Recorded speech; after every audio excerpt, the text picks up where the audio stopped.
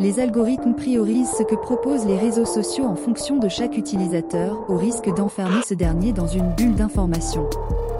AFP, vous avez l'impression de voir toujours le même contenu sur les réseaux sociaux.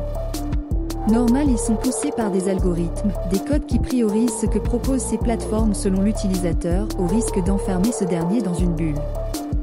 Les Assises du journalisme de Tours ont consacré jeudi une conférence à ces bulles d'information, menu unique, que nous imposent les algorithmes de YouTube, Facebook ou Twitter.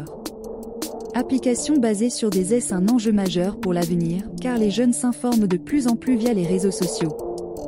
Selon le baromètre Kantar, La Croix de janvier, ces plateformes sont la deuxième source d'information des Français de 18 à 24 ans, derrière les journaux télévisés. Tous ces réseaux fonctionnent selon leur propre algorithme, une sorte de recette informatique qui définit ce que voit chaque utilisateur en fonction de son profil et son historique navigation. À chaque fois qu'on like, retweet, commente un contenu, on signale à la machine c'est intéressant, ça me fait réagir, me fait rester connecté, explique Mathilde Saliou, journaliste aux médias spécialisés Next INPACT. Maçon Turc par la suite, c'est ce type de contenu qui est plus facilement proposé à l'utilisateur. Car c'est comme ça que se construisent les plateformes de réseaux sociaux, poursuit Mathilde Saliou. Suffisant pour l'enfermer dans une bulle de filtre, un concept créé par l'américain Eli Pariser en 2011.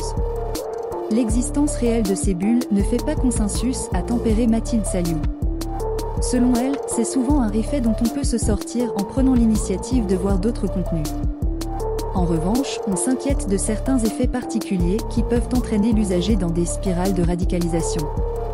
Ainsi, commencer à regarder des vidéos complotistes sur YouTube affirmant, par exemple, que la Terre est plate vous expose à être hardé de vidéos similaires.